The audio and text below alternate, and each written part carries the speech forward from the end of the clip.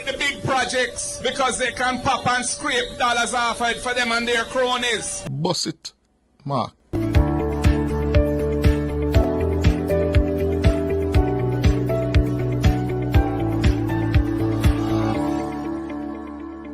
Hello, JPU family. Welcome to another episode of Jamaica Politics Uncovered. Guys, it's election season. This thing I get hot. Mark Golding was roughed up by Blunder boss for accusing the government of corrupting roadworks projects. Have a listen. So the opposition leader went after the government, saying that it has deliberately been focusing on huge multi-billion-dollar roadworks so that it and its friends, cronies, can scrape. Well, that has become an issue now. Here's Mahiri Stewart's report on that. This is the comment that has drawn the ire of the Works Minister. Here a Prime Minister say we have an emergency in the country because of road. Why we have a problem with the road? We have a problem with the road because the government has not been attending to the issue of roads. They have done nothing to maintain the road network. They like the big projects because they can pop and scrape dollars off it for them and their cronies. But the roads where the people of Jamaica have to drive on every day, them they're not done with those roads. And owners suffer because of the lack of attention and care of this uncaring government. But Robert Morgan says despite the claims of the opposition leader, the Holness administration has never been accused of any wrongdoing by any anti-corruption body where roadworks are concerned. I think the comments of the leader of the opposition are actually beneath his office. He has gone very far in essentially accusing our Jamaican contractors and the entire procurement system of corruption without any evidence. He has called them cronies. There has been no finding by any Integrity Commission, any Auditor General of cronyism in the emergency programs and the South Coast Highway Improvement projects that this government has done. As a matter of fact, if you look at the last 8 years that this government has been in power and the major projects that we have done, unlike previous administrations, of which the current leader of the opposition was a part, there have been no findings by any authority of corruption in these programs. Minister Morgan says Golding should apologize to hard-working public servants who administer the public procurement process. I think that the leader of the opposition owes our contractors, our public servants who maintain the procurement process, our civil servants who administer these processes, an apology for his accusation of labeling them as cronies. The other thing is, the leader of the opposition may not have been in Jamaica to recognize that since Beryl, we have had unprecedented rainfall. This is not the opinion of the government. This is established by the Met Service. This has led to degradation of a significant portion of the country's road network. As a responsible government that recognizes the need and is answering the call of the challenges the people face, the government has found the resources to allocate unprecedented sums to repair roads that have been damaged. Mahiri Stewart for Nationwide News. Well, Mr. Golding should really come forward and shut up Minister Morgan by producing the evidence he has. Because we have heard these whispers for many, many years about contractors giving pop-off to government, public servants and ministers and politicians. Yeah, I'm old enough to know that you heard those rumors. Yeah, not today, not yesterday, not last year. Yeah. But where is the evidence? We don't know. I think Mr. Golding would do Jamaica very well. Yeah? And produce the evidence to support what has been sus for a long time. Which contractors favor the green people, which contractors favor the orange people, and that when they get a contract, if the contract is valid $10, then $2 go back to the party or to a certain politician. You hear those things over the years. But Mr. Golding, as the opposition leader, is in a position where he has the protection of the parliament, yeah, to bust it wide open. Bust it, Mark, if it is so. Yes. Minister Morgan also came out swinging, saying that unlike Mr. Golding's party, the Holiness Administration is able to undertake extensive road repair projects without borrowing. The reason the government is able to do this while previous governments, of which Mr. Golding was a part, were unable to do it is because of how we have managed the economy. We have managed the economy in a way where, for the first time in a very long time, the government has been able to spend money to uplift the country without having to borrow and levy new taxes on the people of Jamaica. As a matter of fact, this government has not levied any new tax on the people of Jamaica in over 8 years. But we have seen where they are proposing that they will be adding taxes if they should come to power. Now, guys, let's be real. You're looking at the Morant Bay Urban Center. The infrastructure work, them will go on, and the development. We know it is happening. We know the highways and the byways, and we're not even have to go into it. Why the PNP cannot just come to the people with a plan instead of coming with lies? I don't like that. Guys, I'm going to leave you with a conversation between Simon Crosskill, radio host, and a Jamaican. I don't know if this Jamaican is PNP or no P, but I want you to listen to this conversation and look at the country. Tell me what you think in the comments. Also, guys, this drone shot that you're watching is from our friend over at Unique Visuals. Please go over there and subscribe, guys. Where they say how much murder was taking place, I want to take a second, was only one. Oh, Mount Salem. Mount Salem, yeah. That was when they were declaring the first also. Right. So, with all the memory in my mind, fresh in my mind, fresh in my memory, I kind of want to believe the police, you know, but me I struggle. You know? What causing the struggle? I mean, apart from those figures where I think they suggested that it was 56 murders when it turned out it was only 12, but that was virtually 7 years ago. Yes, what is causing the struggle now? Simon, I know of quite a few, more than 3 or 4 murders that me hear upon the radio, me hear them talk about it, you know. Really? Yes, man. Oh. So me have a problem with the figures. I hope it is so, you know, Simon. Indeed. Yeah. But why? I mean, the fact that you don't know of 4 doesn't mean it's not part of the police figures. Yeah, but it mean, all right. The fact that you don't hear it in the media doesn't necessarily mean it's not recorded by the police. Well, yeah, that could be so, but you know, with the word of mistrust that are going, because even when the Prime Minister go out and I tell people that they're not borrowing the money and it is not so, and no new taxes when you go to a supermarket and you're still being impacted by it. Yes, but it's not a new tax that's hitting you. The GCT you're paying more because of inflation.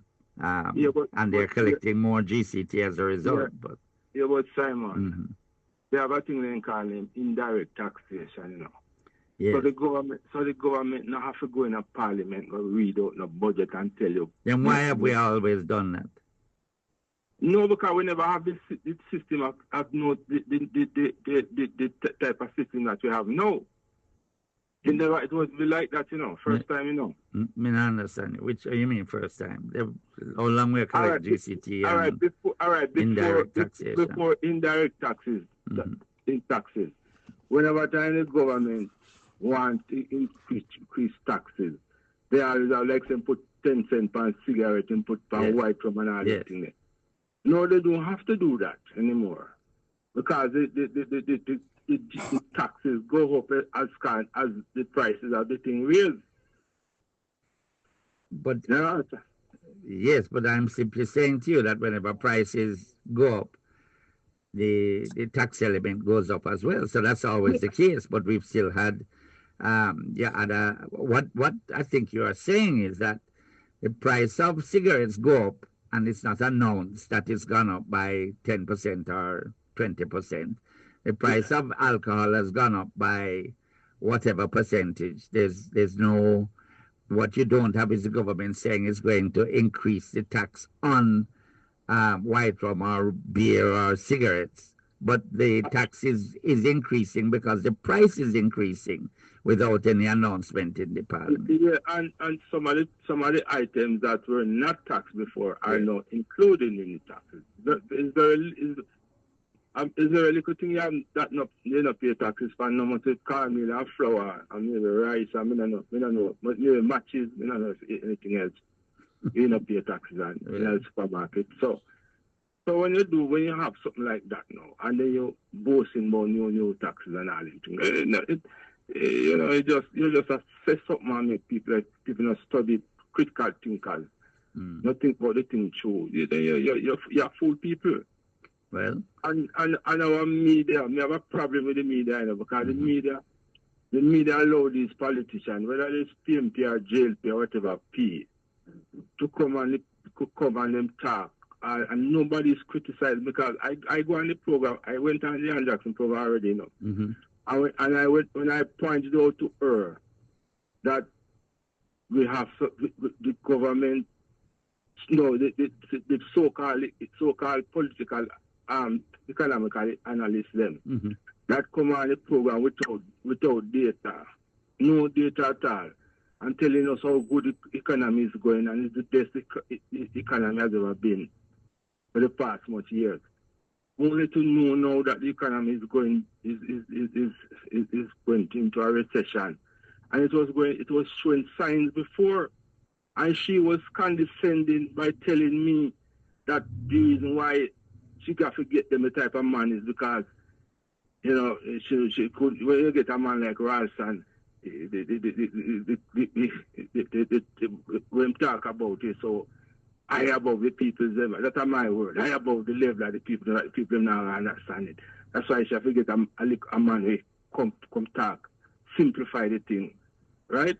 I mean, I tell her, say that it's condescending in my opinion, because if me is a little ordinary man, if me can understand. You know, so why the ordinary citizen like me can understand when you get the right man come talk this thing, bring figures and show you, like what Ralston did, what Ralston did all the while. You know, see, so the media in this country, and I think the media must call on Damian King, Chung, and Dr. Stokes to apologize to the Jamaican people for misleading us all along about the economy. Because the economy was not doing well from COVID. The economy not growing, Simon. It only recover. The economy not grow, and them can keep on telling us how much the economy has grown. If you drop down in a hole, Simon, and you'll be able to climb out, or you climb a tree, and you reach almost up half of the tree, then fall down, and you start up again. You know, reach up to the spot the other day. You just climb, go back up to the spot you was. And that is happening. That is what happened to the Jamaican economy. Right? And because of political, instead of them tell us the truth. What's the alternative? What's going to be the alternative? The alternative is that we as Jamaicans have to look and who have put up themselves now. And if we can trust who the alternative, if this anything with those individuals incredibly thing in them armory. You understand?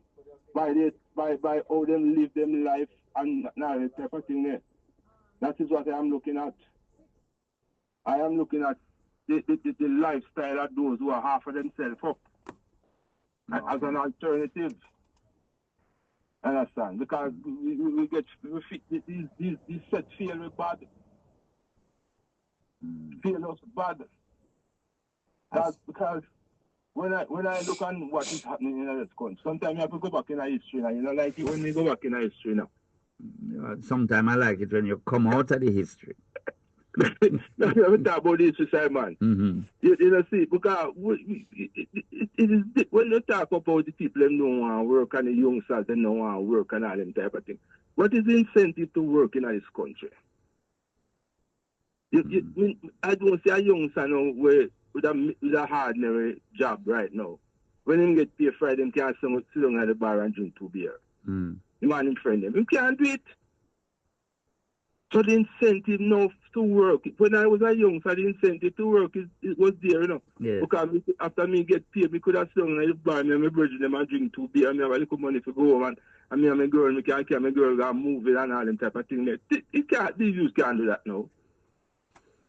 So what is the incentive to work? You understand? Mm. And we have to find a way to get the economy working that people can see a sense of hope. You can hope to buy a car.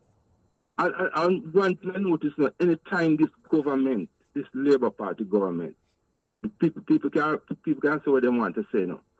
Anytime this Labour Party government in power, it's always been like this. In the 60s, it was like this. In the 80s, it was like this. And anytime them come to power, them tell us how the economy is doing well. But it's only doing well for a few people. Right? The masses not benefiting. The masses was able to buy. The more people who own houses in the 70s than ever before. Mm-hmm. When I in the 70s, I bought a house in a housing scheme in Portmore. And when me go look on the house, and you know, when you go up and you pick the house out, the board is there, you're going to pick a lot. When I pick the lot, and when I went and looked where the lot, I never like where it is. And I could be able to go back at the housing place and say, but me not like that lot, and I take back my money. And them say, all right, hold on.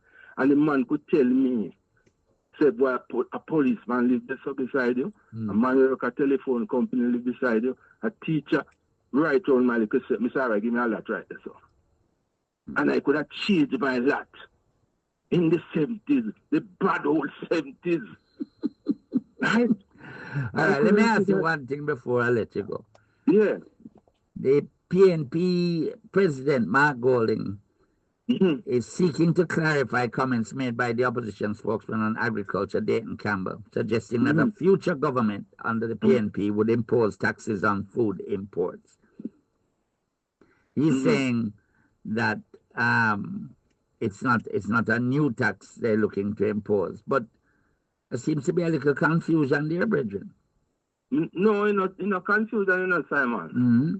You're only confusion because you say anytime you talk about new taxes, you know. But if you say you want to impose a new tax, a 2% tax on food imports, and the president said no, it's not a new tax. That's not what he meant.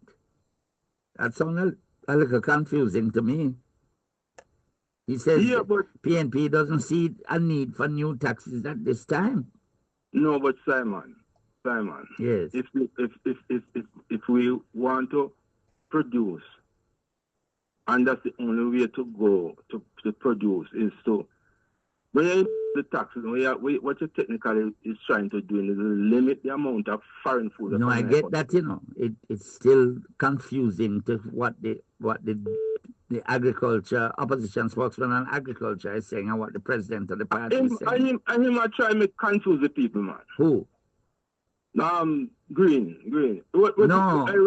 The opposition spokesman on agriculture, Dayton Campbell, suggested a 2% tax on imported food. I hear you. The president of the party and leader of the opposition is saying, no go so. No, that is not my impression, you know. Me not impression. Me I tell you what the man say. The man say that at a similar meeting in Manchester recently, Golding explained that this innovative approach suggested by Campbell should earmark existing taxes that are collected on imported food items, not a new tax. You sound confused.